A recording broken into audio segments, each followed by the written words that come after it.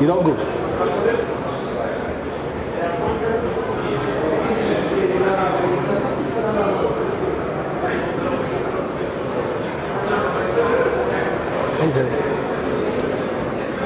Okay.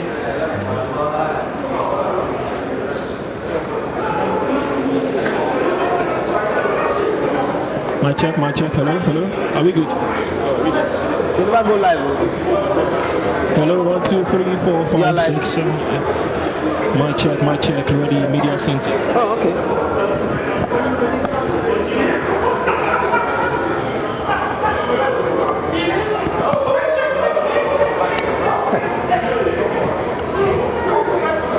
Hello, my check. We're here, ready to go.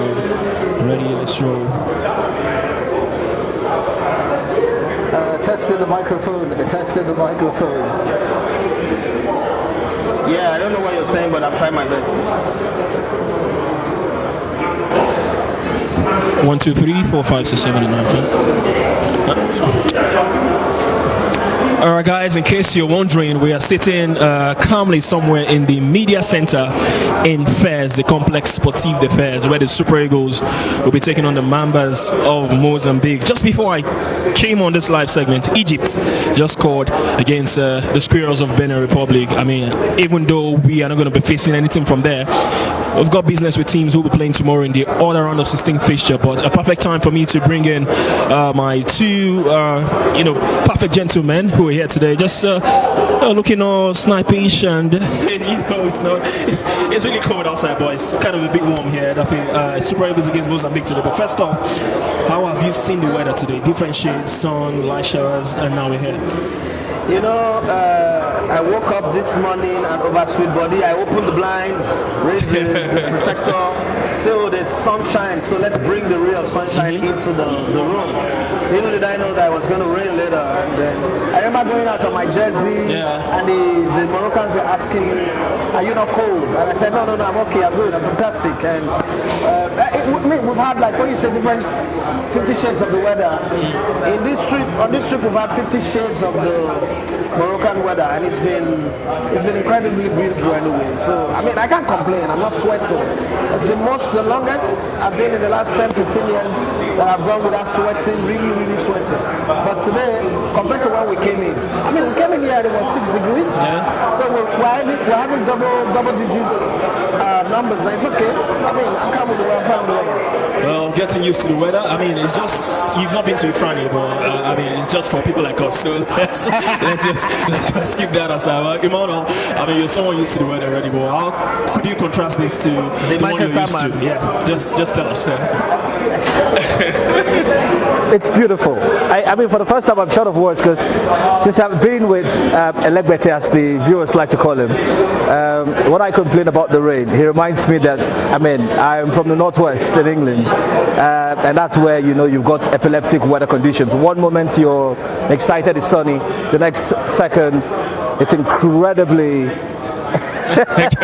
it's rain, it's snowy. So I mean, it's all weather is good. It's like footballers, they kind of complain, you know, and this is our job. But I'm happy it rained today, so at least we can stay indoors and have this conversation. And I'm just looking at the live stream. The picture quality is, I think, I'm not going to say this, if not, I was going to say we should pay for this setting, but it's like the BWGV kind of I mean, I'm looking at it and it's pretty. It's good to be here. It's good to be here. Indeed, definitely good to be here. I mean, we're here for business. It's good to be here. I'm a bit emotional. I don't know, we'd leave that. But Super Eagles up against Mozambique. I mean, we've seen teams already, you know, made it through to the quarterfinals. Yeah. You know, the likes of Senegal, you know, Mali, Morocco. I mean, we were in Rabat yesterday for those two interesting games. Yeah. Cameroon, you know, over South Africa. I think we all rightfully got that prediction yesterday for the win. Maybe not the scoreline, but for Cameroon for the win. But I mean, it's time for the Super Eagles, which concerns us. Mozambique, you know, in the pre-match conference, the manager, I mean, he yielded. He knows that, I mean, the Super Eagles, they have the quality down his side. But, I mean, what do you make of this game? Edafi, let me start with you. Nigeria against Mozambique. I mean, before this game today, you were like, I mean, no way the Super Eagles is going to be losing to Mozambique. No way, come on. So, but, you know, what do you make of this fixture? To be honest, the only thing hanging that you look at it, oh, I'm worried, is the fact that historically, since 2019 or 2017 or 2009 actually, the only team that have had maximum points in group stage and win the round of 16 or the next round game against the third best team is Algeria in 2019, and they went on to win it. Beyond that, Egypt, twice Nigeria, and different countries have had that unenviable blessing and a curse of getting maximum points from the group stage and then going on to play a third best team who knocked them out. Algeria suffered that. Nigeria suffered that. Cameroon, when Cameroon will suffer that against Tunisia. Egypt have suffered that. Morocco, the rest have suffered that, and a few other countries like that. So you look at that and you kind of like say, football has a way of repeating its history. Like I am just feeling that Nigeria and DRC Congo will play the quarterfinals, right? Just because of this backdoor that Nigeria is trying to go to the World Cup through. That might happen, and they might knock us out, or we might beat them. I will say, oh, this is why we beat them, right? But let's stay with this game. No matter how objective, how humble a Nigerian journalist or analyst wants to be, we are superior to Mozambique. Yeah, true. The only reason anybody will say, oh, that they don't be arrogant, don't raise their shoulders, is because of what happened in the World Cup qualifiers. Beyond that, there is no day in football history, in football antecedent, in football pedigree, where we wake up and the fixture says Mozambique, Nigeria, or Nigeria, Mozambique. Even if it's going to be played in their country, what's that Mozambique capital again? So I can't even remember his name. You good. So playing against Mozambique is like when you play against Madagascar, Central African Republic, Sao Tome and Principe, the Suriname of Africa. You don't go and fast and pray. You don't go to the gym. But you see, the thing is, when talent don't work, hard work will beat talent, right? So there is also all that caveat. The question is, today Nigeria have the most talented squad. Like, most talented squad. If they function as a unit, not Mozambique. But then we also saw the game between Morocco and Tanzania. Tanzania lost by goal to nil. If I'm a Tanzanian, I would be celebrating going home, saying we played against Nigeria, we played against Morocco, two powerhouses in Africa, and we were not disgraced. So I'll be feeling good. So Mozambique will come into this game and say to themselves, if we take the game into extra time, we have already won. Then if we lose on penalties, it's not a big deal. But I'm telling you, whatever way you want to look at this game, Osimhen, the restless one, and the thing is, all the Nigerian players have a point to prove. They've not won anything. They've not won anything yet. So when, and just so you know, it's Benin Republic that have scored against Egypt. So that kind of upset always happens in these rounds, where one big team get beaten by a small team, but the game is not over. So it's still on, but it's Benin Republic that have scored. Benin Republic scored against Egypt, and they are one of the awesome favorites for the tournament. So if there's going to be an upset, let it be in this game, so that Nigeria quietly win our game and progress. Emmanuel would faint if Nigeria gets upset. If they beat Nigeria, he would faint. I don't think he's got a heart for that. So, and I need Emmanuel alive. Yes, please. I need him healthy. I need him fit. So those guys who are if you know how to pray. If you can go and buy Prophet Jeremiah's stone or water, go and buy it. Not advertising, but it is what it is. I think that Nigeria will win this one. This is my thinking. Less than 10 minutes to normal time there in Agadir, Egypt and Benin Republic currently sharing the spoils. I mean, Benin Republic, one of the 4 best losers. We've seen two eliminated already. Sudan eliminated, Tanzania eliminated. The remaining 2 playing today, Mozambique and Benin. So, I mean, any chance for the Mambas today? Can they bite, the Super Eagles in this fixture, Mano? I want to give them a chance, but again, you look at all illnesses that predictors, people who see into the future, and there's no route to success for them. There's no route. In terms of player quality, it's the Eiffel Tower to a one-story building difference. In terms of history, 3-time champions. Mozambique have never won. Prior to that victory against Gabon, they've never won an AFCON game. They've never been in a knockout stage before. So this is like Christmas to them. You know, they want to come here without pressure, which, you know, would eventually come to one of your questions, which of the sides are under more pressure to win. I don't think there's any chance for the Mozambicans. I want them to play to do what Tanzania almost did against Morocco. If that penalty in stoppage time had been awarded, the Moroccans might be out, but no one knows. If they try, one thing they would have seen... Speak your truth, you want Morocco out. One thing they would have seen... Cameroon will not be mad for you, don't worry. In terms of a deficiency for the Nigerian team, is the fact that we concede. So I think they want to play to the advantage of that. We've got solid defenders, but somehow in the duration of 90 minutes we've not been able to hold our own. You scored 3 goals against Tunisia, you concede to the final 10. The same situation almost. Yeah, the same situation. And 1 minute. So I want them to do as best as they can, in all fairness. I want them to make it a competitive fixture. But in terms of after 90 minutes win, I don't see how that's going to happen. Well, talking about not seeing how that will happen. I mean, the Super Eagles, they've got some, casualties, leading up to this game. Maybe not some, because, okay, I can say some because there's more than one. Cyril says his competition is over. For the Super Eagles, his competition is over, and Cyril Desses has been, ruled out of the tournament. He's returned back to his club. Ryan, still hopeful, they're about. But I know Edafe has talked a lot about this, the build up to this game, how Eric Shelch, shut down the media, the lead up to this game, from coming to training session in and around the team.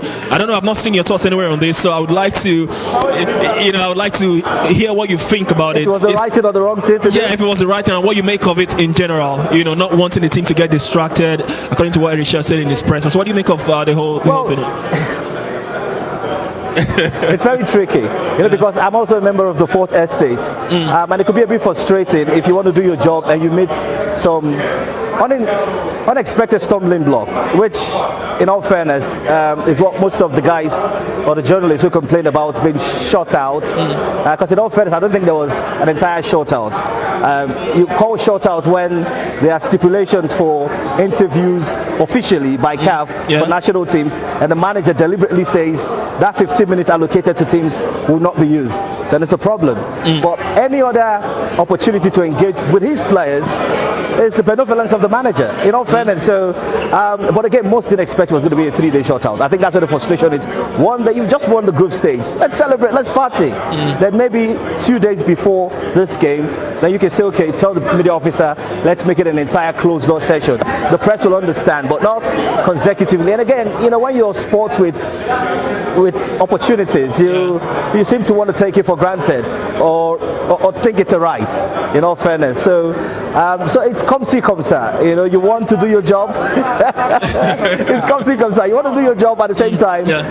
You also want to give the team an opportunity to concentrate, which is what the manager said in the presser. You were there. Oh no, you were in Rabat. Our other crew were there. The manager mentioned he's not here to paraphrase, appeal to the media. He's here to coach the team. So I understand it, but if he fails to win today, oh Lord, the draft of those.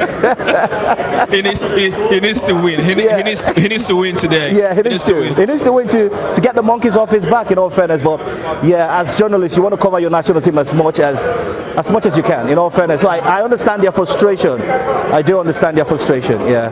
I mean, it's an interesting game for the Super Eagles, an all-important game. I mean, because most of the players, even the captain of the side, have come out to say this game is the focus. I mean, we know past precedents where you win all group stage games, you don't get to make it past happened in Cameroon. It happened in Cameroon as well. So everyone is trying to, switch focus. Switch focus and say this is the game. We're not thinking about what happened in the past and all that. Do you think that's the right mindset to go in with into this game? Not thinking of what happened in the past. I don't think that there is anybody in Nigeria whose reason of switching on to this AFCON is for any of the journalists to win an award, a Pulitzer. The reason we are watching the AFCON, we're following the AFCON, even all journalists, is to see the Super Eagles win.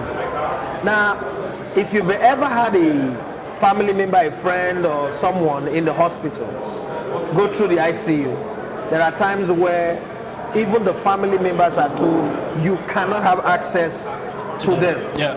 And you kind of like wonder. I have had my son undergone surgery in 2023.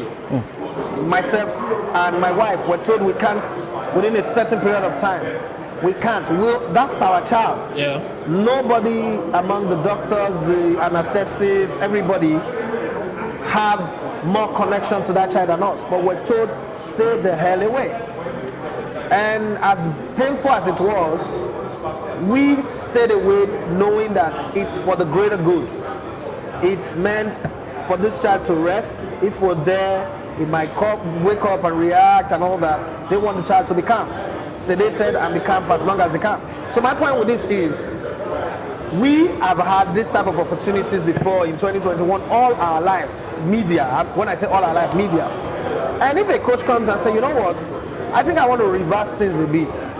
I have seen two phases of this same set of players. This same set of players had unfettered access to Inuyo, and they were not playing well. All of a sudden, they've come to this place, they condone them, nobody goes to their hotel, and the same players, the same rude, the same incompetent players are not playing well. The same country with the bad administrators are not doing well. Why not maybe raise the ante a bit? The official 15 minutes, the official CAF alert time, I have nothing to do about that. You will do your job. But you see this other one that is a privilege that we just created for you, like, oh, we love you, we're going to cut it short for 3 days. For me, I would understand. For me, that's why I didn't bother. It didn't even bother me because they even communicated. It's not as if you went to the training ground and you're like, oh, I just found out that they did not. No, they communicated. So go do other things, cover other things, make other stories. That's journalism. Now, if you think that, oh, not allowing you to cover the thing, what got me peace was how members of the Fourth Estate were on social media complaining. As much as you want the industry, the ecosystem to grow, I also do not support an idea of trying to grow through every illegal means possible, abusing rights, abusing privileges. Let's talk about the members of the Fourth Estate from Nigeria. Do you know how many, because we keep talking about, oh, the coach should do this. You know how many of our members who record live games that they are not supposed to record, and they put it out there? Let's address that too. You know how many of them who register as photographers, and then they leave that job of photographers, and they go to capture videos, and they sell it? Let's talk about that too. So now I hear people say things like, he better not lose to Mozambique. If he lose, he will know the rot. Why you guys always venomous and vengeful and looking for who to pull down? If they lose, it is football. I'm not praying for them to lose. I don't expect them to lose. But I know where I take up the sword and the fire and fight for journalists. In this case, we were wrong. And we should say it. You know, but the only thing I have with Nigerian journalists is that we always want to correct people. We don't ever like people correcting us. At some point, we should also accept the fact that, well, it was a privilege before. If you invite me to always come to your house to eat, the day you tell me that there is no food, I shouldn't be angry. I should be able to take it like, oh, that was a privilege, it's not my right. But if I don't give my child food, he has the right to be angry because it's his right. But if the neighbor doesn't give my child food, I don't think, because they come here to please media, to help media get content. Get your content within the time you're giving. And for a coach that has given you unfettered access during the group stage, I think we should also let the man do his job.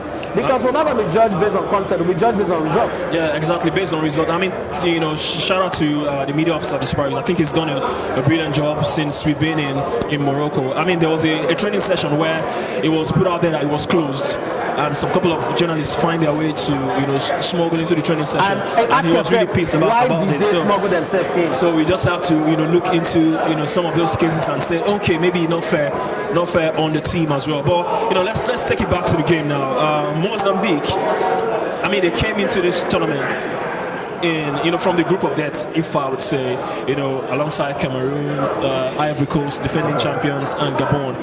I mean, the first game against the defending champions, they lost by 1-0, and then one of the games of the tournament so far against Gabon, where they won by 3-2 before that final decider, you know, because Group F was the talk of the tournament, because we were waiting how that one is going to pan out. So many chop and changes, you know, between that last 90 minutes, but they lost narrowly to Cameroon, who, by the way, are through to the quarterfinals. You know, and they faced some decent teams in this tournament. So, and now they come up against the Super Eagles. So, do you think the Super Eagles is their biggest test, yes. Looking at Ivory Coast, Cameroon, Gabon that they faced. So for Emmanuel. My recent conversation, it would be straight no, because the Ivorians are defending champions. But again, reeling that statistics out, you just feel sympathetic to their cause. For a side who've never won an AFCON game, grouped alongside two powerhouses. And Gabon are not small fries. They made it as far as the playoffs. Most people with 22 points. Better off than 4 teams who finished top positions in their groups. And they had a Aubameyang who once upon a time African Player of the Year. So I think it's a sad state for them. Nigeria would be another difficult test, a significant one, because they had opportunities to win and make adjustments to the group stages. But now if they lose, they're out. If they win, this will be the biggest upset. Not even Tanzania beating Morocco. This will be the biggest upset. If the Super Eagles, who topped the group, who has a manager and player and the team of the first round, losing to Mozambique, it will be a sad tale. So, but I think I'll celebrate them regardless of today's outcome. I think the Mozambicans have done well. You mentioned that game against Gabon. There were 2 goals up. If you could score 2-0 against the Gabonese and somehow hold on to win 3-2, and the final game against Cameroon, it was a battle for them. They wanted to finish second at least in that group. So I think they've done well. We might not know the players by offhand names and break down how tactically astute they are, but the fact that they've made it this far, won their first game at the AFCON of all time, the first stage in the round of 16. Who knows? They might, the newspapers want offsets, but when we analyze this, we do not analyze based on sentiment or our attachment as Nigerians. We do it by virtue of player quality. And I think if the manager, Eric Shell, now fails to tactically work on this game, this is the sort of fixture players like Osimhen, Lookman will take on and say, come on, we're Nigeria, they're Mozambique. Like Silas Ferguson would say, it's F Tottenham. When United players come into the dressing room, feel a bit jaded, and the opposition is Tottenham. It's just Spurs. So even if they were leading 3 goals at halftime, you can score 4 in the second half. That's the mindset for the players. So whatever the outcome, I'll celebrate Mozambique. I think they've overachieved. Anything from today would be surprising. Talking about it being surprising, I mean, still now let's talk about the Super Eagles now. I mean, it's the knockout phase. No room for error, no room for mistakes, no room for loss of concentration. You've seen our 3 group stage games. I mean, we won maximum points from all. Where do you think we need to, I mean, in about a couple of minutes from now, we'll be giving you the confirmed lineups from the 2 sides. But where do you think the Super Eagles should stay focused on? What do you think they shouldn't do today against Mozambique from the 3 games you've seen that, okay, this is where they could set things right? So where do you think they should do that today? That's the easiest question you've asked, in all fairness. The answer is, in the final 15 minutes, don't capitulate. Because I think the first 70 minutes, they'll boss the Mozambicans easily. It's just full concentration on the final 15 minutes. We saw that happen against Tanzania, but the Tanzanian fixture was different because it was instant reaction. They conceded and they scored a second. The second game was where that capitulation started. And the third game again, surprisingly, even with a man down, the Ugandans scored a goal, so which was very disturbing. So I think just full concentration. It's difficult. I always say this, for a team to be turbo speed like Usain Bolt for 90 minutes. It doesn't happen, but that's where tactical ability comes in. That's where game management comes in. So straight answer to your question, make it complementary. The way they start the first 70, wrap it up. I know we would outscore them, that's exactly what Eric Shell said in one of the presses, that the good thing is they're outscoring teams, but they need to find a solution to how they are conceding unnecessary goals. All right, thank you so much, Mano. I mean, in case you're watching this, we've got one of the legendary names when it comes to journalism here in Nigeria, Mr. Calvin Oka. Good to have you, sir. Before I let you in, can you just walk us through how you've seen the AFCON so far here in Morocco and preview the Super Eagles game against Mozambique for us? So just talk us through both. I'll just have the pleasure of doing this. It's a pleasure being here, and thank you. How have I seen AFCON? I am an AFCON fundamentalist. There's no tournament as good as the AFCON except the FIFA World Cup. So I always tend to see the good side. And I've loved a lot of the games. The only quarrel I've had with this year's AFCON has been the officiating. It's not on the same level as we had in Côte d'Ivoire. officiating Cote d'Ivoire was so good that a lot of Europeans were telling Premier League officials to go and see what referees were doing with VAR, with normal calls at AFCON. But unfortunately, this AFCON has not matched that very high standard from that.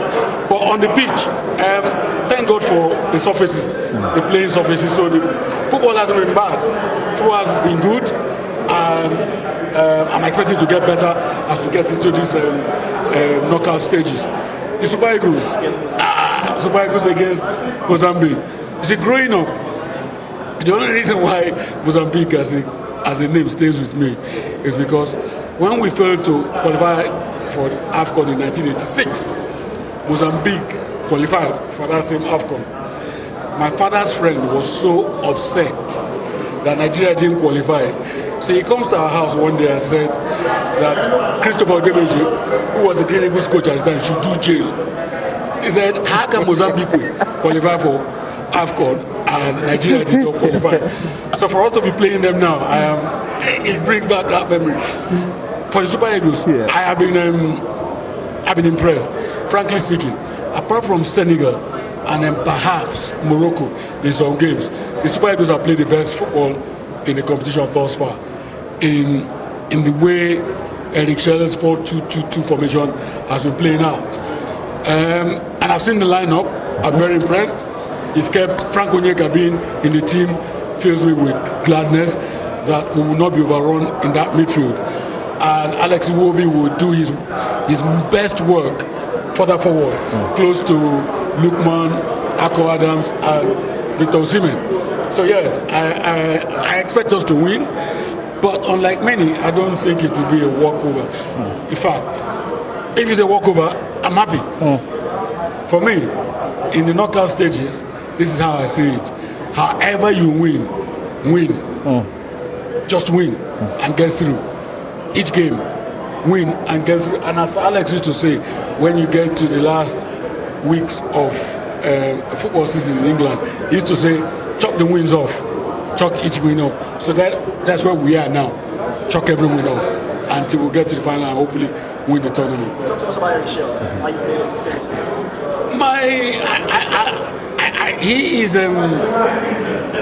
He knows what he wants to do.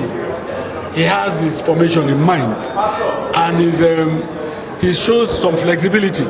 He's also been able to understand, especially the last 15 minutes against Tunisia, that he knows he made a mistake with the substitutions he made, and I don't think he's going to repeat it again. In terms of his tactics, he knows what he wants to do, and I think the players are buying into it. So I don't have a problem with him. Let me just throw. I always call him Uncle Calvin a question. The fact, because he's also a legend. But for this competition, you've got two reporters here. The whole situation with Eric Schell shutting the media down, because Sebastian asked me that question, and I was a bit conscious of my response. But you've got interest. Aside from that, you're a media man. How did that come to you? I mean, you saw divided opinions on social media. As a coach, yes, and with the experience of covering tournaments, I understand him. I understand him. I also understand the media people being angry. Eric Schell is not in this competition to satisfy you and I, media people. He's only in this competition for Nigeria to win matches. If he thinks shutting off the media will get his team to win matches, that's what he will do. I remember long before you guys were born, 82 World Cup. Italy had a very bad first round. And the press in India were very critical of Zobiazot's team. Really. So what Biazot did was that he banned the press. He banned the media from reporting on the team. And the press, of course, got upset. They got really upset. But Biazot didn't care. When they went on and beat Argentina and beat Brazil, the press had to start begging him. They had to start begging him to allow them in. He, as a manager, is Eric's only responsibility is to result. Is not to pander to us in the media. Our own responsibility is not to pander to Eric Shelley too. We are also there to put his foot to the fire. We're also there to say to him, we need to speak to the players. If he says no,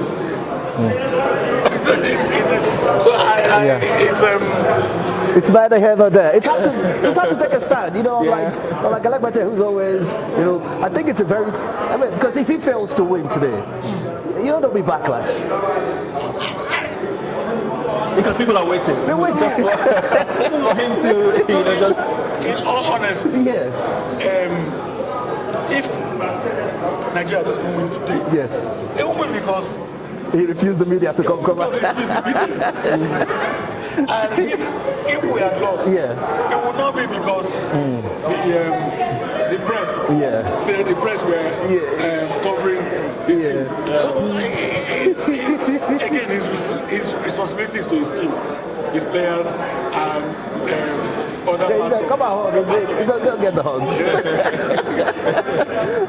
All right. Thank you so much. Thank you so much, Mr. Carvin. These are the sort of.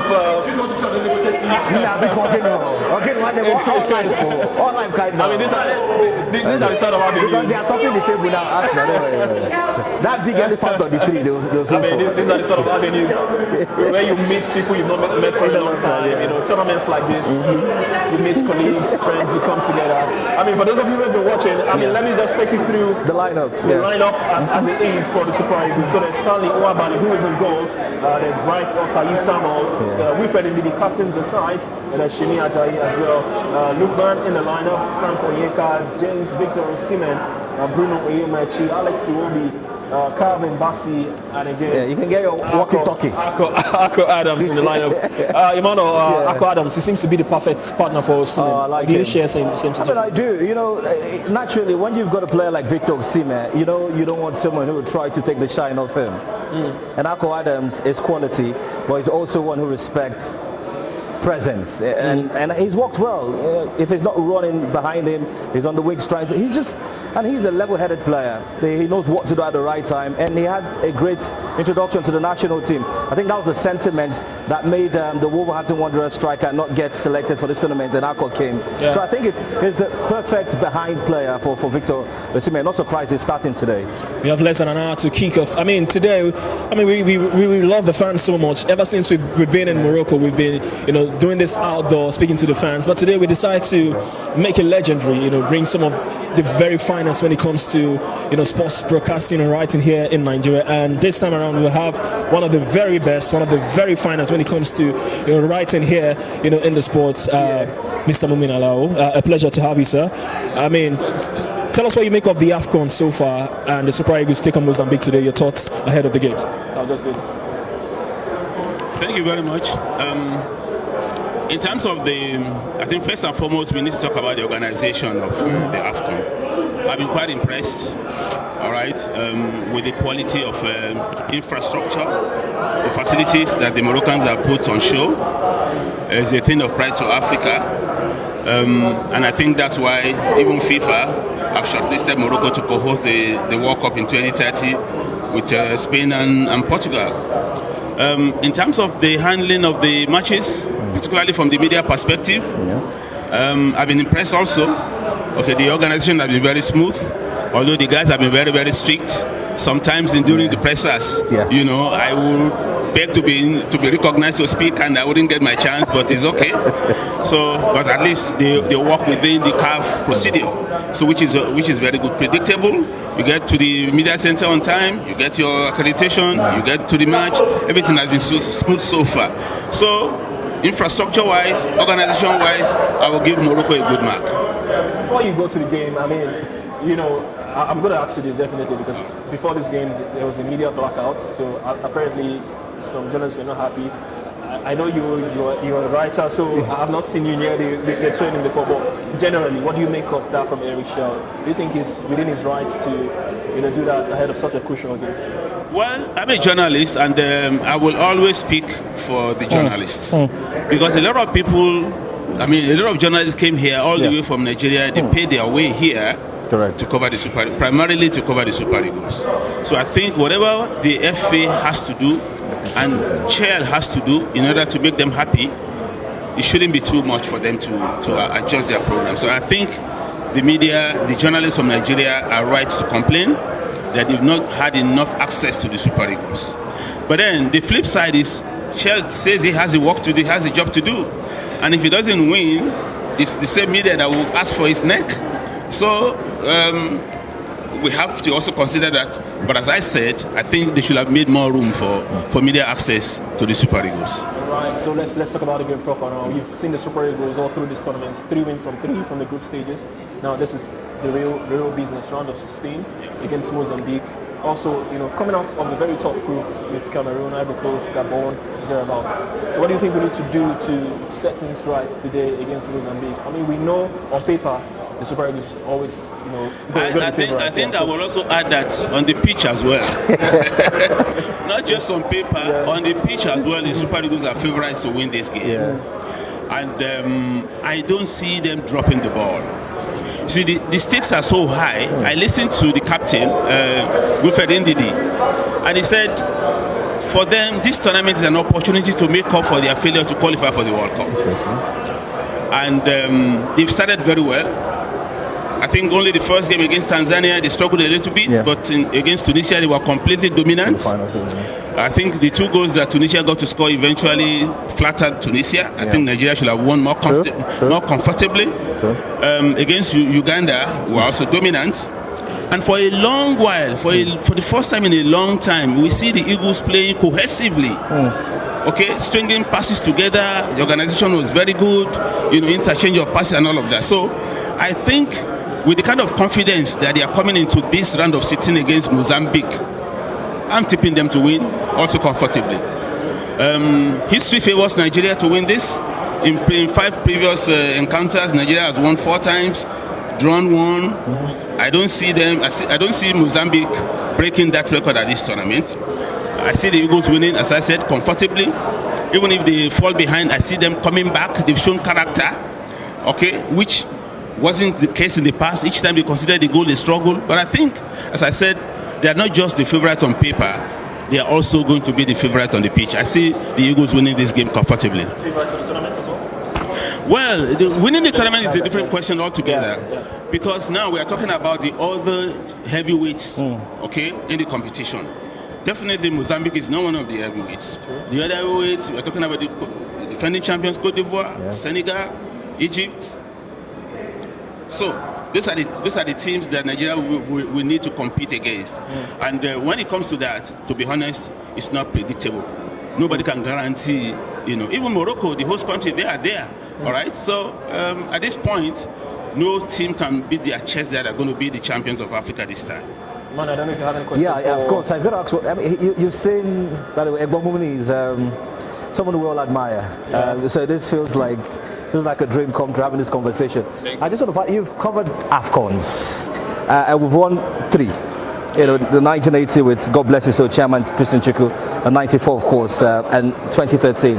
Of these 3 success stories, which do you think going into that competition didn't look likely that we're going to win? I would think 1994. Despite the quality of players? 1980 also. Okay. Because the 2 tournaments before 80, 78 and 76 and 78, we won bronze medals. And the fact that we were hosting in 1980, that was a big advantage for us. Okay. And even though we struggled in some of the games, I remember the quarterfinals against Morocco and the semi-finals against Egypt. I think we played those 2 North African countries. We played Egypt in the first round, and then we played Morocco in the quarterfinals or semi-finals. That was one of our toughest games. But against Algeria in the final, it was a sweep. I mean, playing at home, our president was there, full house in National Stadium. But in 94, in my opinion, because I was in Senegal in 92, that was my first Nations Cup. Whoa. Wow. And Nigeria was the best team in Africa in 1992. We should have won 92 in Senegal. Okay, I think we were just unlucky against Ghana in the semi-finals. So that same team, with a few additions by Clemens Westerhoff, was ready in 1994. Okay, we were very ready, and it was predictable that Nigeria was going to win in 94. So to answer your question, going into the tournament, I would say 94.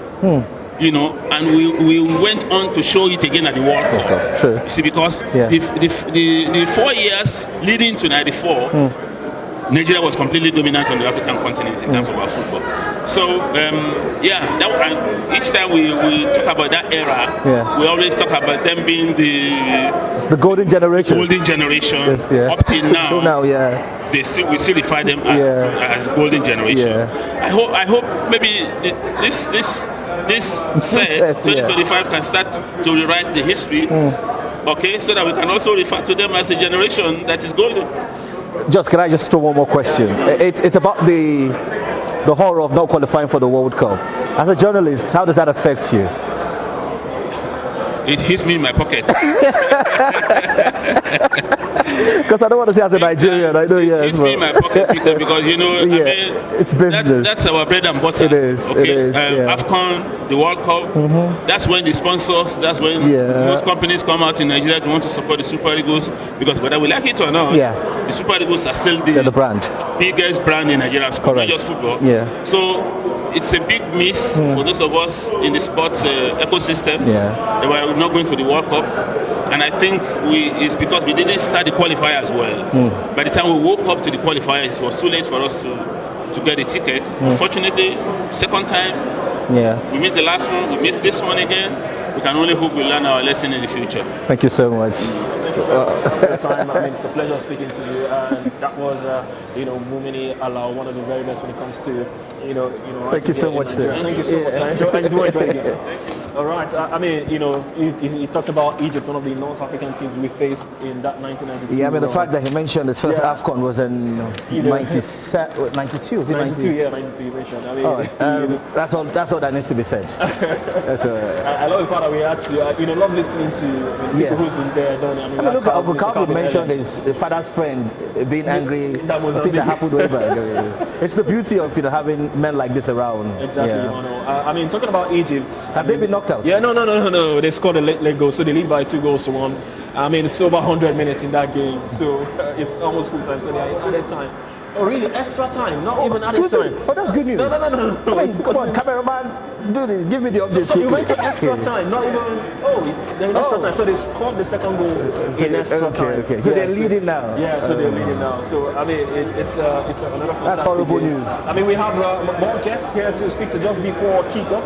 I mean, less than 45 minutes to kick off. I mean, we have a gentleman from ESPN. I'll leave him with the honors of introducing him. Yeah, my name is Kirk, social media producer with ESPN. Very excited to be here to join you. All right.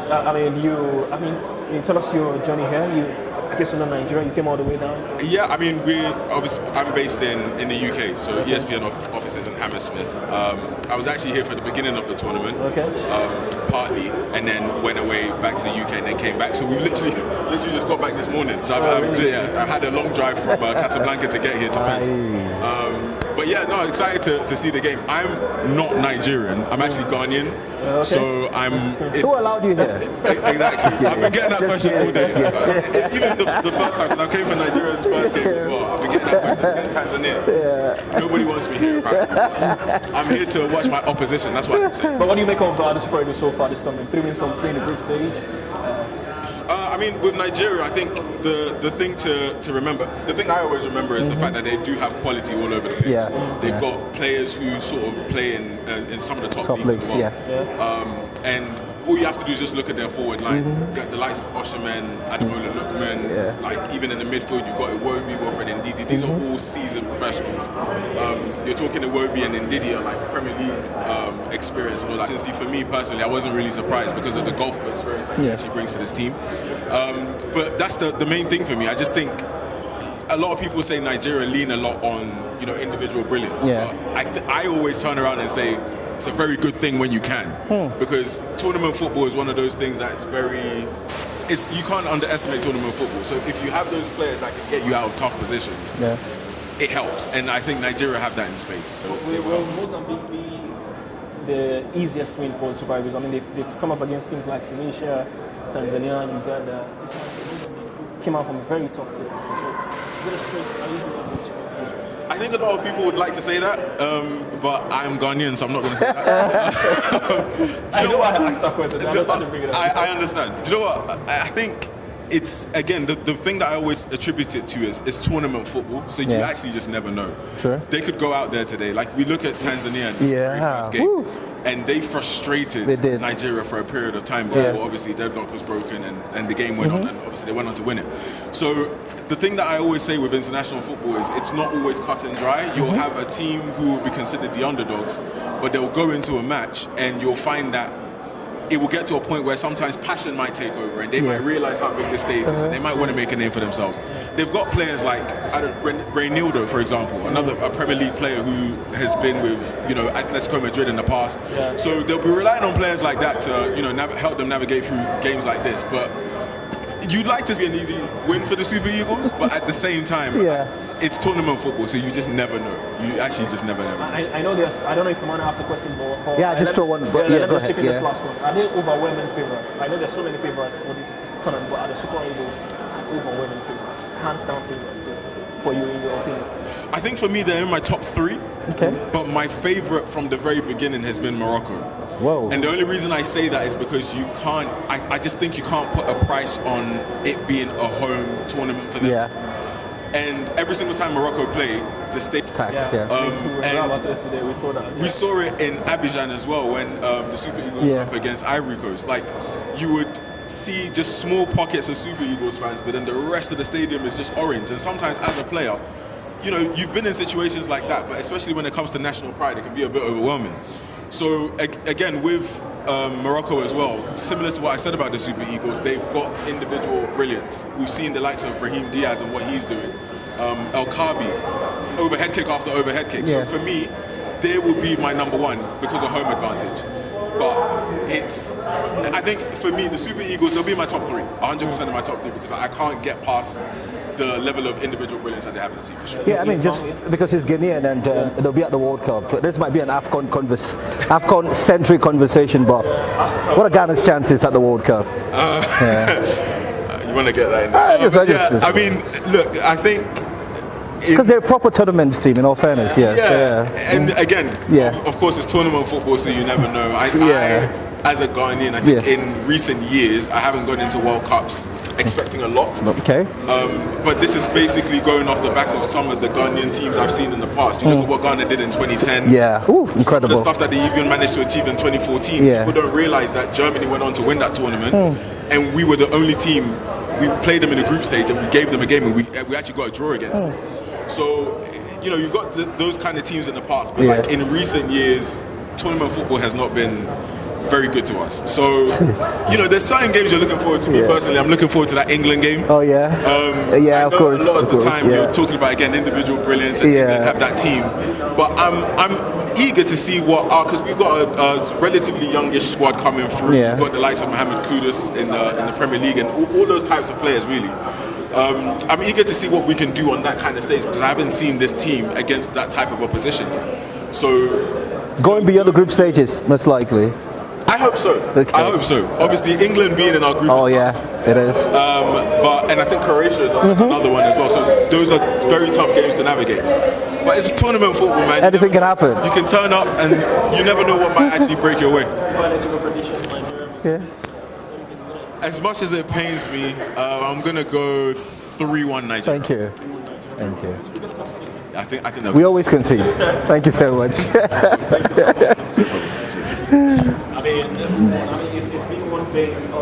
It's been one bane of the tournament so far. The Super Eagles conceding games after games after games, and when you pose this question to the players, they always say they're going to work on it in training. As long as they outscore the oppositions, Sebastian, they're fine. But don't you think at times, without conceding, can win you games? Because football is structured in a way that if you outscore the opposition, you win. It's the I don't want to say layman's mindset to go into a football game, but it's reality. If this game ends 10-9, who wins? Nigeria.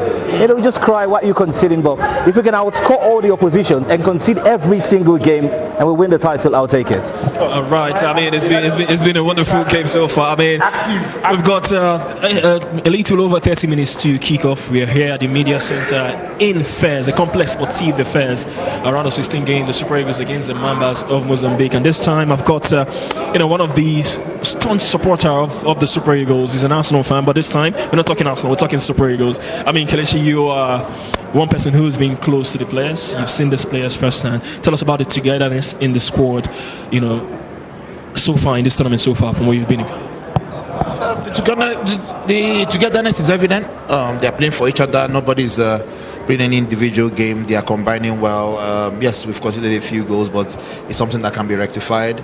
But you can see the camp is positive. The players are doing what they want, which is what I'm happy about. I don't want a situation tomorrow now, God forbid, we get knocked out. People now say, hey, but Iwobi was there doing vlog. And they're looking for it. Now everybody's enjoying it. Now everybody's stealing content from there. I said, oh, Gavin Bass is bantering Chikwueze. So it's all fun. Nobody is an island. Nobody can just come and play match and turn to a robot and sleep for 24 hours and come and play match again. No, let them enjoy themselves. And that's what the girls did in the WAFCON. They were enjoying themselves, and I was there throughout, so I was with them. They were enjoying themselves. In the evening, they'll play band, they'll do this. Relax, condition yourself and play well. Everything is not just football. No, live life, enjoy, practice what you're supposed to practice, and play well. And I'm seeing the chemistry amongst the players. I'm seeing the togetherness. I did initially think, I was really scared when Chris Ekong retired, and I'm like, oh my God, things might fall apart. But I think he left the base before he retired, and I'm happy to see things work out for them. Kelechi, you mentioned Iwobi now. He's one of the most maligned Super Eagles player in the team. One of the what? Most criticized player. By those that don't know football. So tell us, what do you make of Iwobi's, Super Eagles tenure so far? Brilliant. Give him plain grass to play. Or do you think the criticism has been fair to? No, personally, it hasn't been fair. One, a tree doesn't make a forest. Two, yes, there are aspects of the game that he can improve on, but there's a reason. I went to the South Africa-Nigeria game. There's a reason to prevent him. And they said you want Iwobi to be giving the passes for them to score. And here, when you can see the grass, it's been ready since we came here. Yeah. It's been waterlogged. It's not been waterlogged at all. To show you the pitch, the passes, they move. There's a reason why all the managers that he has played under has played him, both in national team and in club side. So I don't know more than those managers. Is that what they're telling me now? That all these people criticizing know them more than the managers? They know what he brings to the team. They know, especially his passing range. We don't have any other person. Name another person. Nobody. We're all gushing over his assists in the first game. You understand? Sometimes, and that's why sometimes I actually cry so that they can put him on the wing sometimes, so that he can show them sometimes how to cross the ball. Because sometimes people just cross the ball with people. No. The assist to Ajayi was measured. He know where he did go. We see week out for Fulham. He's never dropped in Fulham. In Arsenal, he was playing. But the one that they dropped him in the Europa League final, Baba came on and scored and bounced out of the club. Active. So what we're saying is, give him the conditions to play. He will play well. Yes. He did not play football in Africa. Maybe he's not used to our surfaces and all that. Uyo is not the best surface, but we can see him excelling here. Because when you give them level playing field, they will excel. Well, let me ask you now about the game proper today against Mozambique. Super Eagles 3 wins from 3 in the group stage. Perfect record, but no clean sheet yet. But what do you think they need to do right in this game against Mozambique? Or what do you think they need to improve on from the 3 games you've seen in the group stage ahead of this game today? Yeah, again, not concede needless goals, because some of the goals we concede is actually something that we can deal with, communicate better in the defense. But I think they'll win this game. There are no underdogs in this competition. We can, at the moment, I think it's 2-1 to Egypt in extra time. The host yesterday actually struggled against Tanzania, which was surprising. And we just have to be wary of these dark horses that are just, that's that. but I think we will prevail. The boys are ready. You were in training. I don't know if you were in training. I know Elegbete TV was representing training. They can tell you what they saw there. I hope they have practiced penalties as well, because I was there when they knocked us out in the Africa playoff. So that goes to still hot. And I kept asking the three players who interviewed yesterday. I kept asking, people will practice penalties. They were like, what do you think? I said, no, you guys are only giving us 15 minutes access. So I have to ask if you practice. You tell me yes, and I believe you. So we should just be wary of any danger, play our usual game, and then we'll win. Thank you so much, Kelechi. Not thank you yet for your permission. Just one question before we chase him out. It's not Arsenal related. I can't bore myself with that. No. You are managerless. You don't have a manager at the moment. Chelsea did us a favor. Also good. What are you talking about? The question, I mean, this has to do with leadership now. Ndidi, taking off Troost-Ekong, over Troost-Ekong. When Troost retired, it was a bit of panic who would be the next in line. A lot of Osimhen and Ndidi. Do you think? I mean, we've seen him barely a month in that capacity. How do you assess it? I think he's been fairly steady. We just needed a steady hand. He's not the greatest of communicators like William was. Was an orator.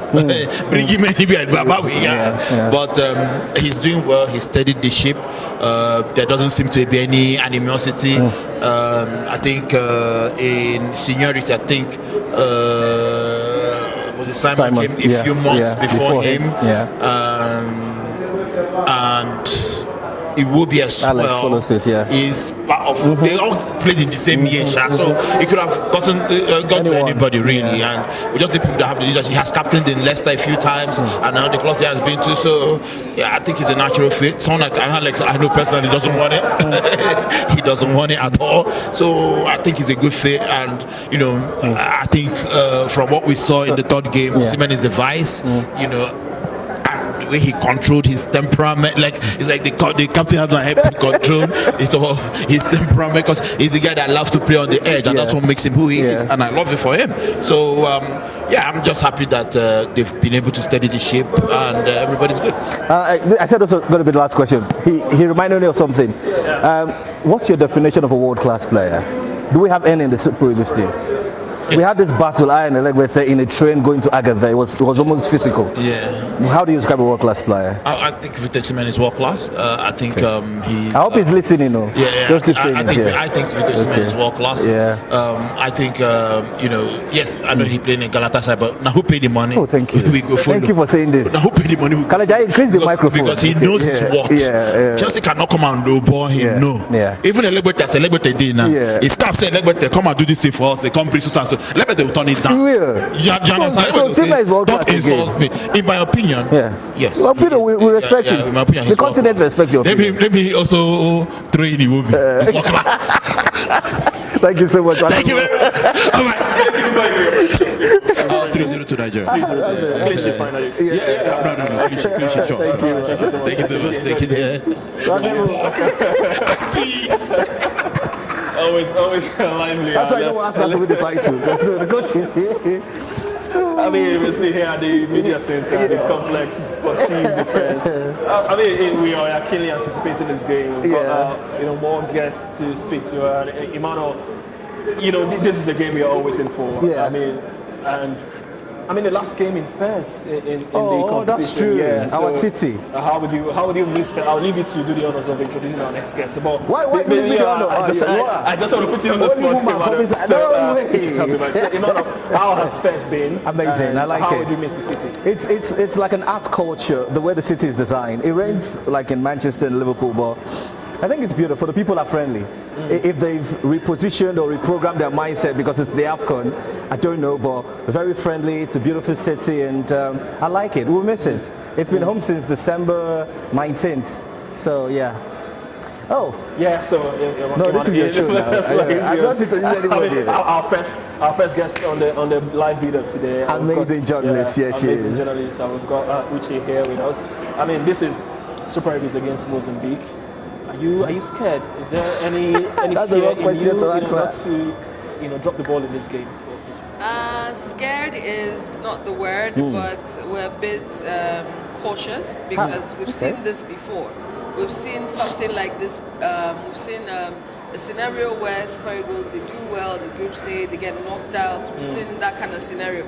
Not the same, not with Mozambique, but with the North African. So Right now we're dealing with another side of Africa, the Southern Africans. So we're a bit cautious. We saw South Africa leave yesterday, so it's still fresh in their memory. And I saw them; they were trying to copy us when they were coming in. They're trying to do a kind of dance. I'm like, okay, if it's not us, it's not us. So they could actually not do that and do something else. But apart from that, we're just cautious, and that's it. You know, talking about being cautious, Emmanuel, I know I said I want you see that's the problem. Let me just chip in one last question before you come. You've seen the lineup.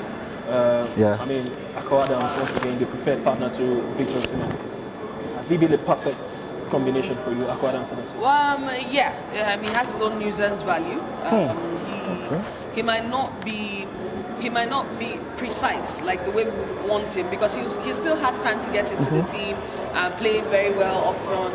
But he has his nuisance value. He has the style he plays with, and he draws defenders to him, thereby opening up space for Victor Osimhen and maybe a Chukwueze or any other player that needs to come in and help out. So he makes sure that he's keeping them busy. So that's why I say, if he's not scoring goals, he's doing something else. And keeping them busy, keeping the defenders busy, is something that somebody needs to be doing. So, and he knows how to do it, and he has the body to do it.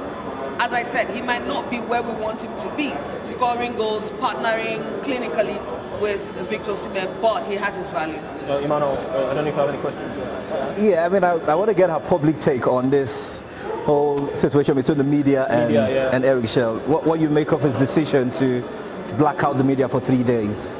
I totally agree with him, because you can't always, I keep asking, does Nigerian media, when you go to the Champions League, when you go to other competitions, maybe the Euros, the World Cup, are you all up in the faces of other countries? Do you see their own media all up in their faces? The answer is no. The media is segmented over there. You have the media officer talking to the media, like he is the one giving them information that they need to know. Now in Nigeria, the media gets the information they don't need to know. And that's because there is an open access. It's not a bad thing, but when you start to abuse it and when you start feeling entitled to it, then it becomes a problem. So I think that if he says, I want 3 days to make sure that I perfect my strategy, then let's give it to him. Then after 3 days and he comes and loses a game, then we can go for him. But if he's not losing a game, as far as I'm concerned, and he's perfecting his strategy, then it's all good and well. For me, we go to we're always there. There's always this, we need to go to the training. We need to go to this. And after going to the training, some people still end up in the hotel. In the Super Eagles camp. I do not understand. The content you took at the training, isn't it enough? So you still find out that the coach sees it as them being a nuisance to the players. Because if you get to the point where players are now, they like the optics, it's not going to work out well. Players need to concentrate. I see players that immediately you bring out the camera, they're already smiling. And I can't remember the last time you see a Harry Kane smiling to a camera, because he has something to do. He cannot be looking at playing against Germany and telling him to smile. No. But in Nigeria, we have a whole lot of content. We're the best when it comes to dishing out content. We're the best when it comes to asking questions. We're still the best when it comes to asking stupid questions. Like, what did you eat yesterday? How did you sleep? Did you sleep on a hard pillow? Sometimes we just have to give these players a breather and give the coach a breather. I think that's what he wanted. He just wanted to stay away from the media, have them focus, because he knows that maybe he has seen something. At some point, they're getting distracted, because when you're in training, you're doing the mix zone, you're doing this, you're doing that, and then you go back to the hotel and you're calling players, please can I see you? Please can I chat with you? It's not proper. So for me, I stand with Eric Schell. Predictions then? No, not before predictions. What do you make of his tenure so far, Eric Schell? His time with the Super Eagles. Has it been decent for you? Yeah, decent is the word. It's not fantastic. Okay. Decent is the word, because he also needs to understand that in as much as he's the coach, he owes us an explanation. You can't keep You can't keep being asked a question and you say, why are you asking me the same kind of question? We want this. We want you to know that we want to know why. Maybe the answers you're giving are not satisfactory. That's why the questions keep coming back to you. So it's something that he needs to work on. You can't remember the last time you asked the coach, why is this happening? And he tells you he doesn't know. That is you being bereaved of ideas. And we cannot have a Nigerian coach that we pay so much to actually tell us he doesn't know. So he's decent, but they keep conceding goals. What is the problem? You lack concentration at some point. What do you tell your players? What do you tell the substitutes when they come in? As in when they are going in, what do you tell them to do differently? We have seen his substitution almost fail at some point. So he needs to watch it. He needs to understand that we are not, yes, we are like Arsenal, prone to high blood pressure, but that doesn't mean that we should allow it to kill us. So he should just do something. Maybe not concede goals, play fine football, win the AFCON, then we can say he's fantastic. Because as far as I'm concerned, Nigeria is a CV booster for any coach, from Pissarro down to General and even him. So he's not fantastic. He's not the sharpest tool in the shed, but maybe at some point he will. Before I let you go with your prayer predictions. Let's see if she's a perfect predictor. Since Nigeria is all up for the three goals, I don't think it will be. I don't think that 3 goals will be it today. Let's just see. Let's say 2-0, 2-0. Clean sheet. Yeah, maybe 2-0. If it's that bad, 2-1. Thank you so much. Thank you so much, Uchenna. Just to remind you, Egypt are still holding on to take your microphone, man. Egypt still holding on to their lead deep into added time in extra time. So probably it might just stay out that way. So they lead by 2-1 against Benin Republic. So we'll wrap it up, Emmanuel, so we've got to wrap up, but as usual, I can't leave without you giving me your predictions for this game. Emmanuel, so I've always gotten the team who win, but the exact prediction is a bit tricky. I think 2-0. 2-0. Yeah, I think we won't concede today. 2-0. Yeah, we're not conceding today. All right, so Emmanuel has said it. We hope he gets this one right this time as far as the Super Eagles is concerned. So 2-0 predictions, guys. So this is as much as we can take on the live today. I mean, it's been maybe the best week we've had so far. I've learned a lot, from every of the guests who sat here. Also from Emmanuel Etim and also Edafe, Matthew, Ege, and Eselgena. So, the Super Eagles will be taking on Mozambique. We've got 15 minutes to kick off, pre-match formalities, national anthems from both sides as well, from Nigeria and from Mozambique. So, just as I'm wrapping up this, Egypt have scored a third goal. So, Egypt currently lead by 3-1. So, safe to say Egypt are through to the quarter-finals of the African Cup of Nations here in Morocco. How do Egypt score 3 goals without Mo Salah finally eventually gets the all-important third goal, Mo Salah. So, I was wondering how Mo Salah didn't get on the score sheet for this game, but Mo Salah quickly wrapping up the scoring here for Egypt. I don't sign off. Just before we go, we've got one final guest on the sets today. I'll leave him with the honors of introducing himself. You can take it. Hi, my name is Sebastian Calliot. I'm here representing BN Sports USA. We're here from New York City. My team, this is the first time an American team has come to cover the African Cup of Nations. It's an honor to be here in Morocco. It's an honor to cover African football. My team is made up of sons of the diaspora. All of us have heritage in Africa, but we're really proud to be here representing our part of the world and being hosted here. So why this AFCON eventually? Do you see that it's going to be one of the very best for you to come, cover this particular one? The reason why we're here, I think, is because, first of all, my team is young. The oldest person on our team is 24.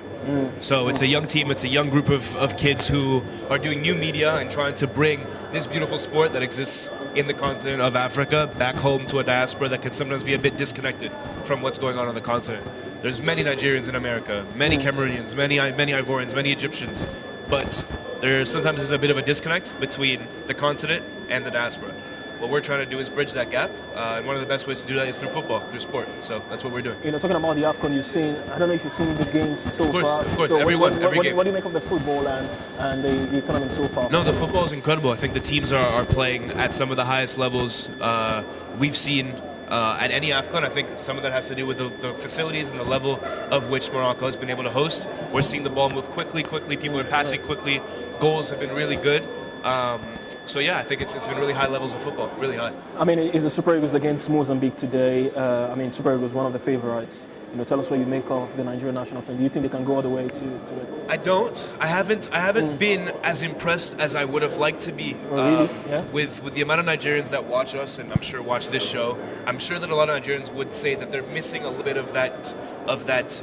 All right, we are Nigeria. Let's beat a team 3-0. Let's beat a team 4-0. Let's not concede. Let's show that we are the best team. I don't think they've done that. But I also think that there's been very few teams who have been super convincing. I think one of the few ones has been Algeria, and even Morocco, who's been hosting, has not looked super convincing. Yeah, I agree. Yeah. So no one can really say that they are the clear favorites. I think Nigeria today has a chance to win a game 3-0, 4-0, and move on. Today, that's what I expect. I mean, so far we've seen teams make it through to the quarterfinals. You know, what has been the surprising round of 16 fixture for you so far? I think the Mali-Tunisia game was very surprising. I think the way that Mali was able to go almost 70 minutes with 10 men was incredible. And so I think that was a testament to what African football can look like. It's not just long shots and different plays. It's also defensive effort. It's also organization and tactics. And I think Mali really was a good advertisement for the level of tactics in African football. I mean, a lot has been said about the Super Eagles, failure to qualify for the World Cup, and winning this AFCON might just reduce the pain a little bit. So, what do you make of that? Nigeria not qualifying for the World Cup. So I'm from New York, right? Yeah, so we're hosting the World Cup very soon. Yeah. It's something that we really would have been looking forward to see. So it's a shame. It's a shame that Nigeria's not in the World Cup. But of course, this can make up for it. You win a trophy, it's a big deal. People forget. So hopefully, we can make people forget soon. All right, fine. I'm let's give predictions for this one, Nigeria, Mozambique. I think so. I'll give you two predictions, right? If the game goes in the way that Nigeria hopes for the game to go, they'll win 4-0. Okay. However, if we get to 60 minutes and Nigeria still hasn't scored, I think Mozambique could win 1-0. I do think so. All right. Thank you very much. Thank you very much. I mean, it's been a pleasure doing this on Elegbeta TV Sports. I mean, so many guests who've spoken to us today. Brilliant analysis from all of them. And to my right-hand man, Emmanuel Letim and Edafe Matthew Esergan. It's been wonderful doing this. We've got less than 10 minutes to kick off. We hope you do enjoy the game. Hopefully, the Super Eagles will run out winners in this one and go all the way to the quarterfinals and maybe go all the way to win the tournament. My name is Emmanuel Sebastian. I've done this with Emmanuel Letim and